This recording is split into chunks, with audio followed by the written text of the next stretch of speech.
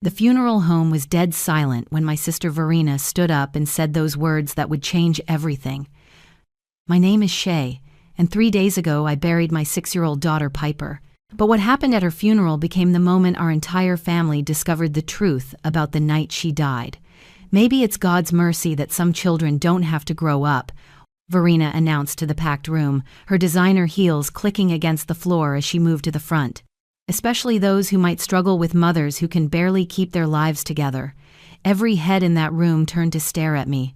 My own family, the people who were supposed to support me through the worst day of my life, were nodding along with my sister's cruel words. My mother Darlene sat frozen beside me, her hand halfway to mine but never quite making contact.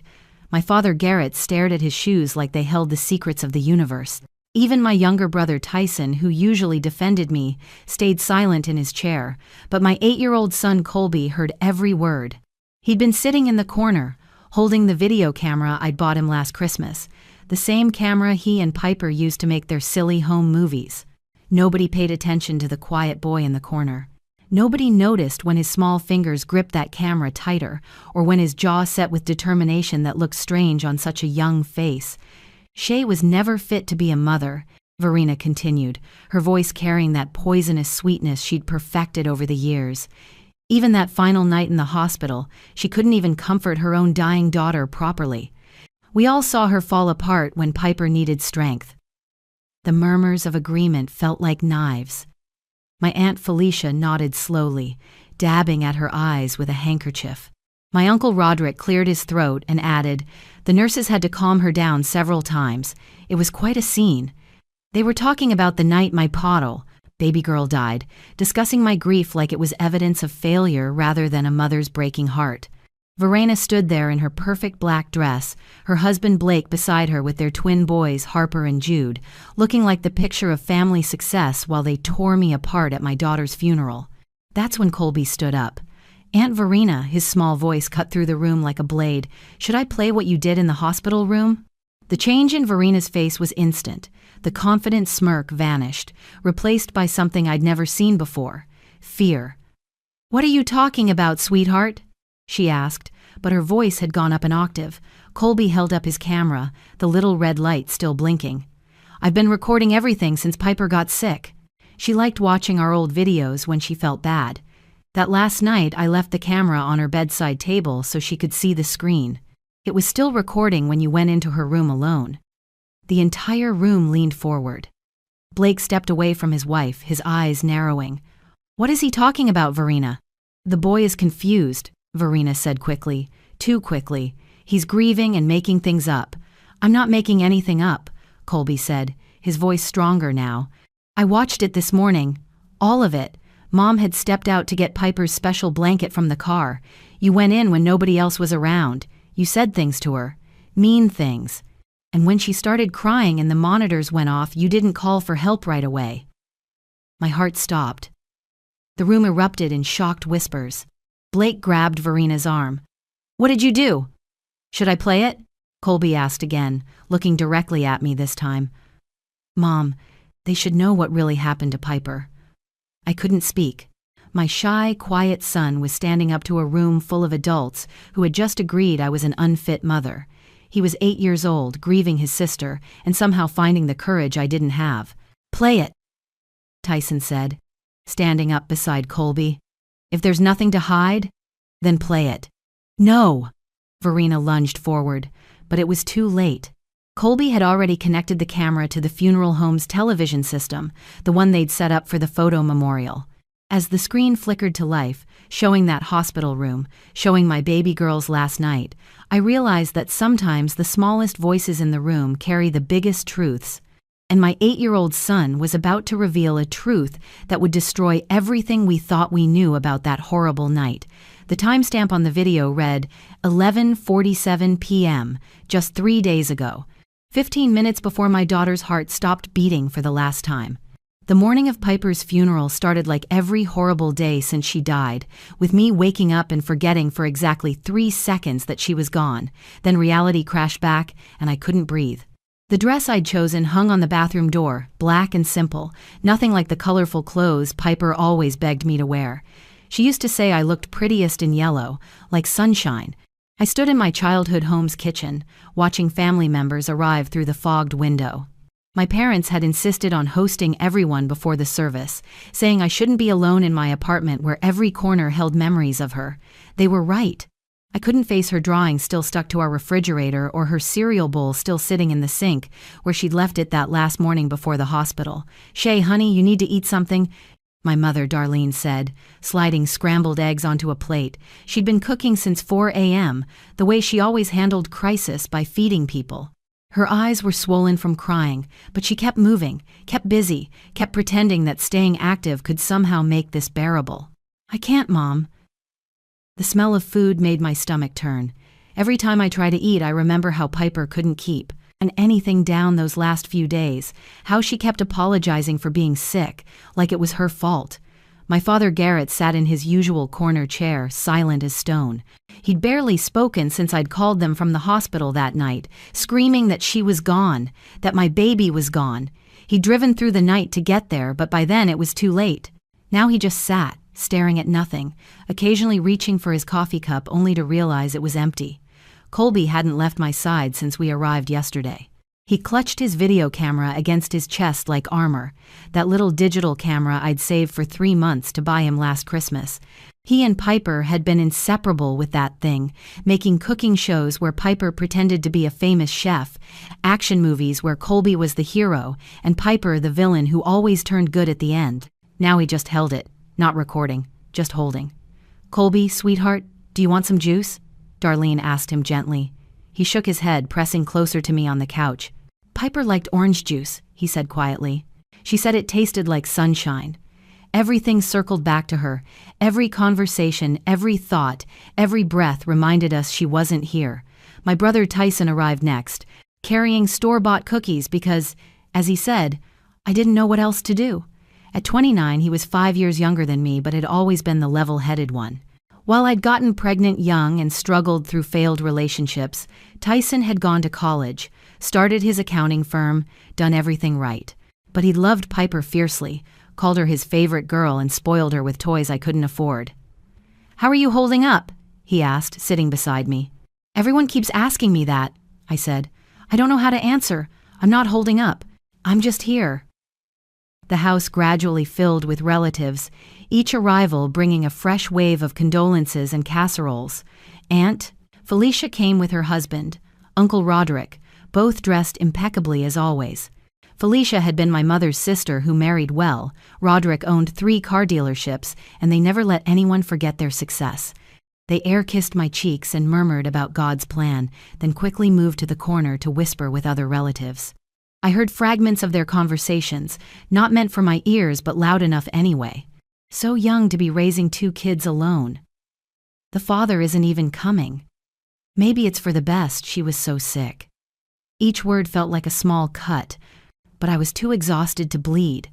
Then Verena arrived. She swept in 45 minutes late because Verena was always late, always making an entrance. Her black designer dress probably cost more than my monthly rent. Her husband Blake followed, ushering their twin boys Harper and Jude, both 10 years old and dressed in matching suits that made them look like miniature executives.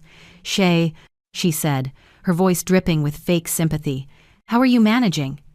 She didn't hug me. Verena never hugged. She performed concern like an actress, all show for the relatives watching. She'd been competing with me our whole lives, though I'd never understood why. She had everything. The successful husband, the perfect house, the healthy children. Yet she always looked at me with barely concealed contempt, as if my very existence offended her. "Harper, Jude, go sit down," she instructed her boys, who obeyed immediately. They always obeyed. Verena ran her household like a small dictatorship where perfection was the only acceptable option. Blake at least had the decency to look genuinely sad. "I'm sorry about Piper," he said quietly. "She was a sweet kid." "The sweetest," I whispered, and felt Colby's hand slip into mine. The kitchen filled with the sounds of forced normalcy, coffee brewing, hushed conversations, the clink of plates nobody was really eating from.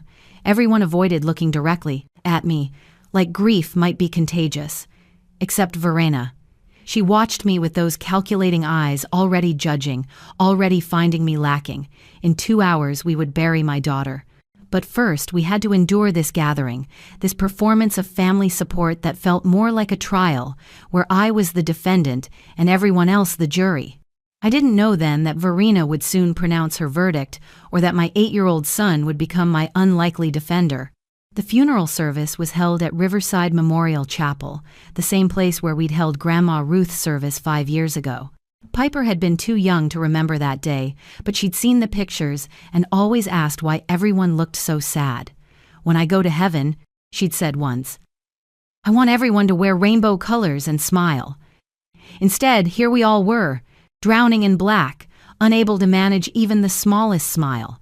The pastor spoke about angels and God's garden, words that should have been comforting but felt hollow.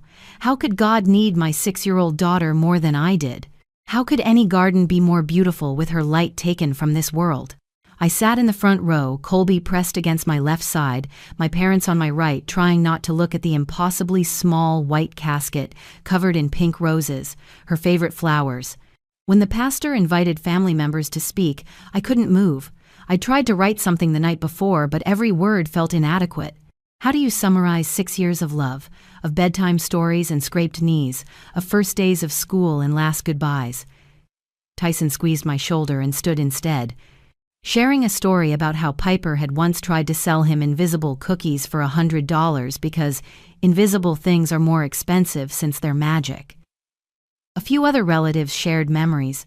And then Verena stood up. She hadn't been asked. She simply rose from her pew and walked to the front with the confidence of someone who'd never been denied anything. Her heels clicked against the floor in rhythm, each step deliberate and measured. She adjusted the microphone and surveyed the room like a prosecutor about to deliver closing arguments. "We're all heartbroken today," she began, her voice carrying that artificial sweetness she used at charity functions. "Losing a child is every parent's worst nightmare. But perhaps, in our grief, we should look for God's wisdom in this tragedy." My mother's hand found mine and squeezed. Something in Verena's tone set off alarm bells in my head. "You see," Verena continued, "God works in mysterious ways. Sometimes he shows mercy in ways we don't immediately understand. Maybe it's God's mercy that some children don't have to grow up." The chapel fell silent. Someone behind me gasped. Even the funeral director looked uncomfortable. "Especially," Verena said, her eyes finding mine, "those children who might struggle with mothers who can barely keep their lives together." "Verena," my father said sharply, half rising from his seat. But she wasn't finished. The mask she'd worn for years was slipping, revealing something ugly underneath. "I'm just saying what everyone's thinking. My sister could barely hold a job. She's raising these children alone after yet another failed relationship. The father didn't even show up today. What kind of life was that little girl going to have?" "Stop," I managed to say, but my voice came out strangled, weak. "The truth hurts, doesn't it, Shay?" Verena's voice had turned cold. "You were never fit to be a mother. Even that night in the hospital, you couldn't comfort your own daughter properly. I saw you. We all saw you fall apart while that poor baby needed strength. You were hysterical, making everything about yourself as usual." Uncle Roderick, instead of shutting this down, actually nodded. "She has a point." The nurses had to calm Shay down several times. It was quite a scene. "Very inappropriate," Aunt Felicia added, quietly. That poor child needed peace, not drama. I felt like I was drowning. They were talking about the night my daughter died, when I'd held her little hand and begged her to stay with me, when I'd sobbed because I couldn't take her place, couldn't take her pain away. They were turning my grief into evidence of failure.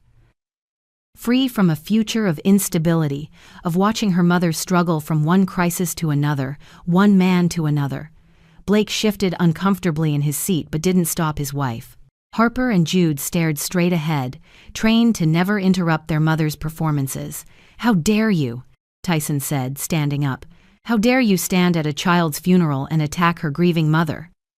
"I'm speaking the truth," Verena replied smoothly. "Something this family has avoided for too long. Shay has been a disaster waiting to happen, and that poor little girl paid the price.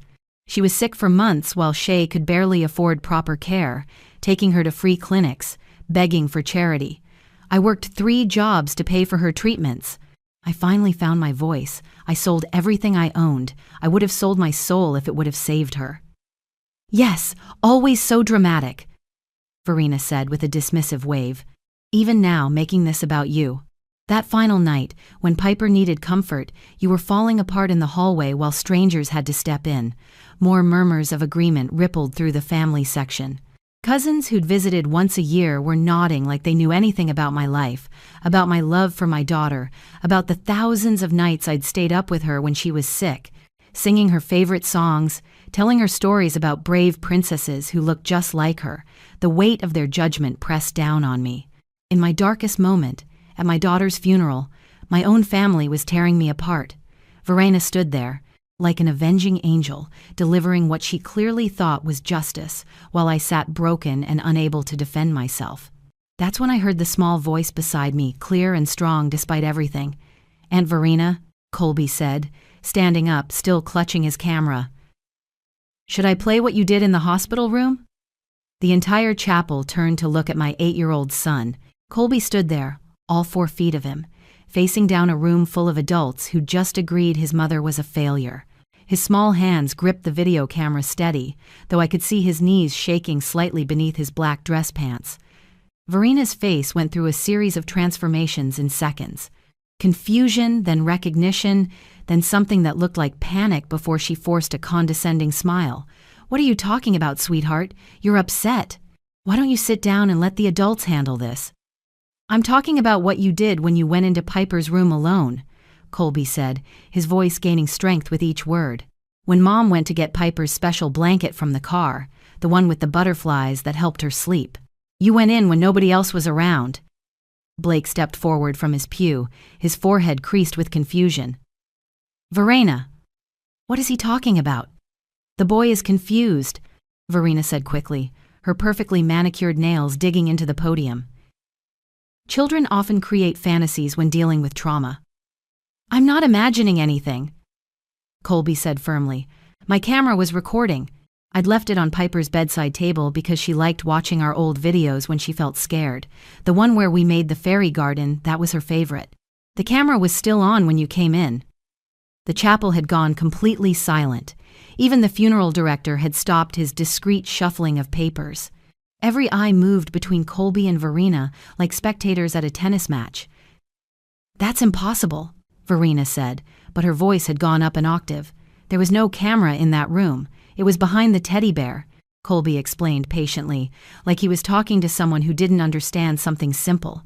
"The purple one Mrs. Chen from next door brought. Piper asked me to hide it there because she didn't want the nurses to take it away. She said it made her feel like she was home." My mother stood up slowly. "Verena, what did you do?" "I didn't do anything," Verena snapped, her composed mask cracking. "This is ridiculous. We're at a funeral, and you're all listening to the fantasies of a traumatized child. Then you won't mind if we see the video," Tyson said, moving to stand beside Colby. "If nothing happened, then there's nothing to worry about." "This is highly inappropriate," Uncle Roderick interjected. "The boy is clearly disturbed. Shay should control her son better." "Disturbed?" I stood up, finally finding my voice. "My son just lost his sister. He's been braver than any of us, and now he's trying to tell us something important." Colby looked up at me, and in his eyes I saw something I'd missed in my grief.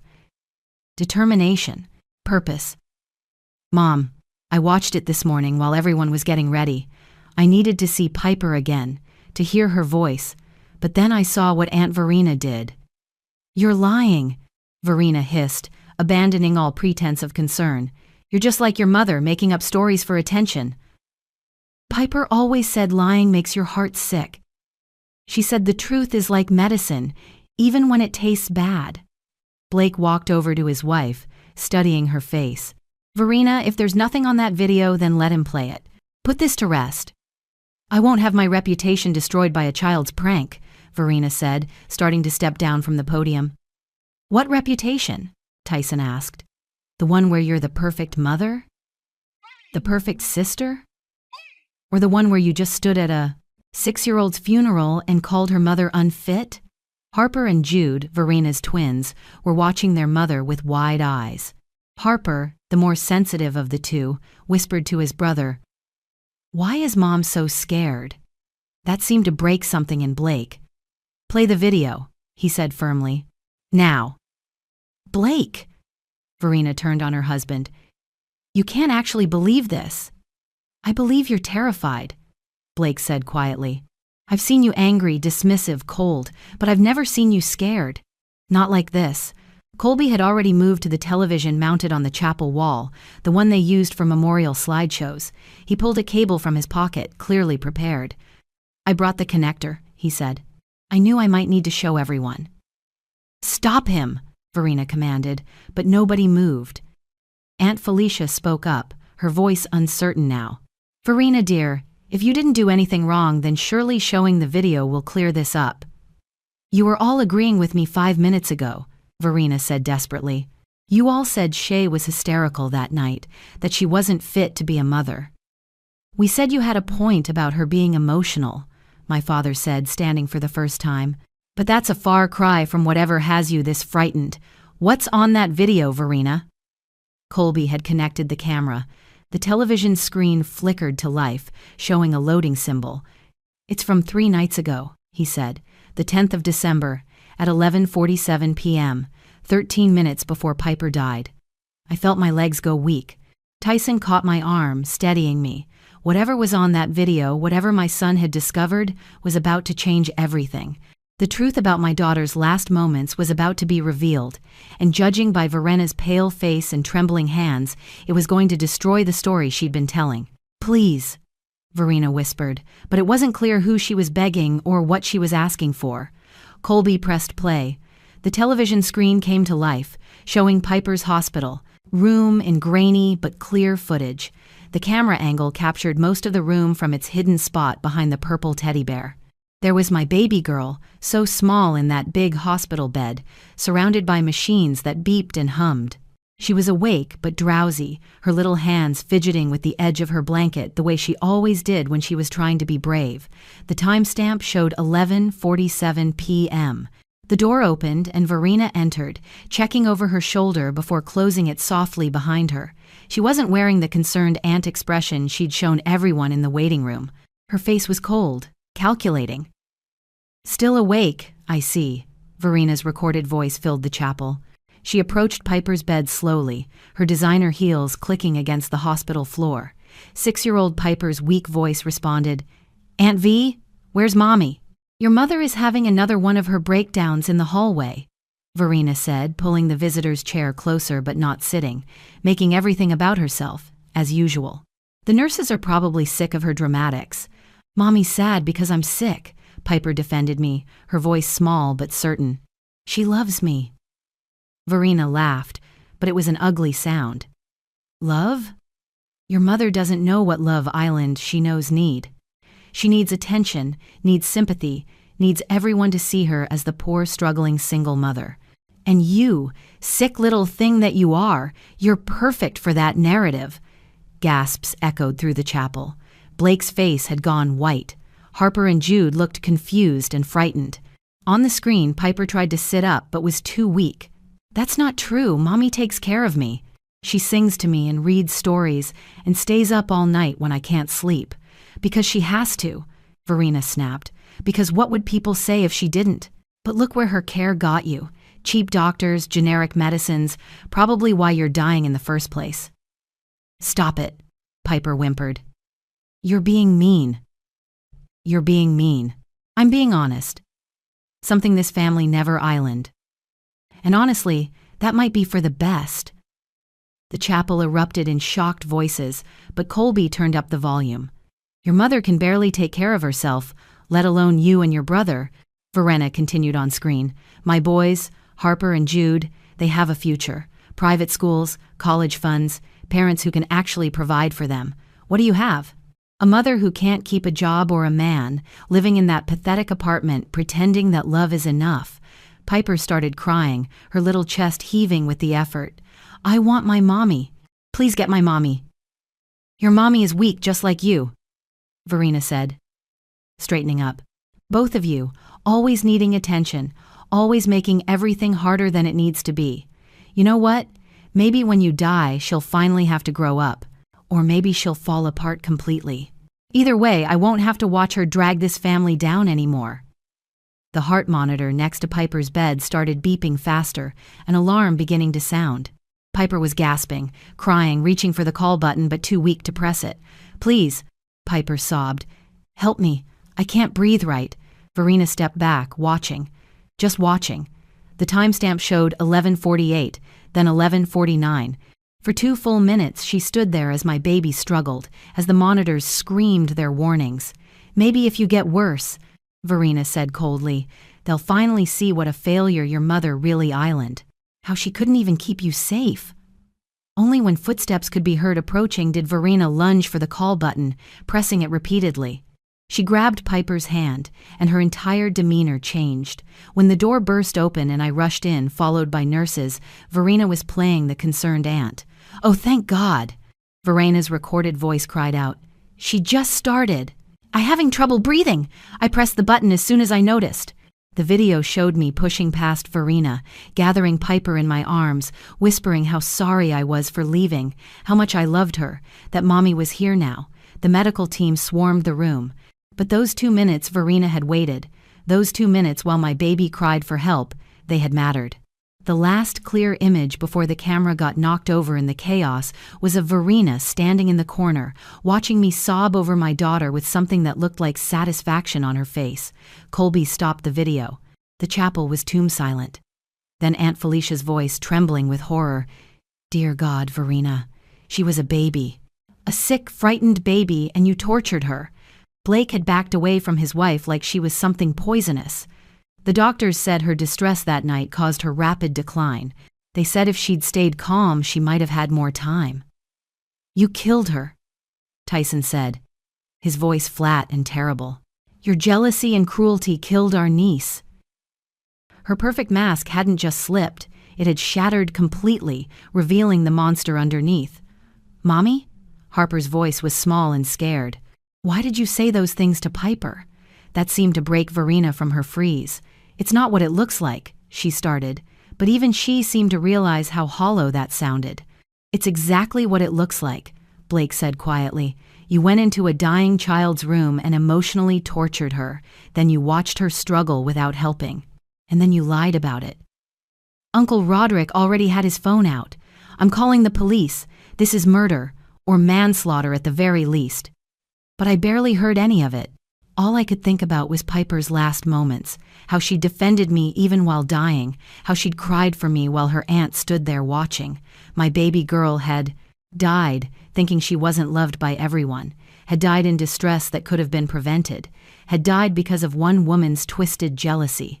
The police arrived within 15 minutes, though it felt like hours. Verena had collapsed into a chair, her perfect makeup running in black streams down her face, mumbling incoherently about how it wasn't supposed to happen this way.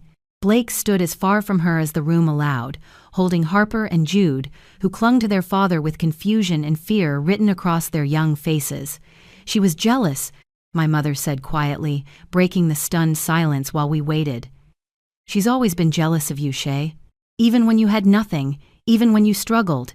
You had something she never did." "What could I possibly have that she wanted?"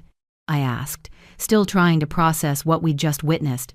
"Real love," Darlene replied. "Your children adore you. They run to you when they're hurt. They light up when you walk in a room.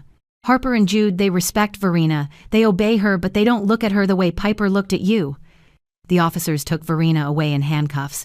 She didn't fight or protest, seeming almost catatonic. Blake would later tell me that she'd been in therapy for years for her obsessive competitiveness and narcissistic tendencies, but he'd never imagined she was capable of something like this. Their divorce would be finalized within 6 months, with Blake getting full custody of the boys. But that was all later.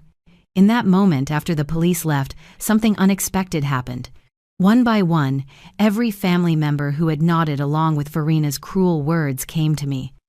Uncle Roderick, usually so pompous and distant, had tears in his eyes.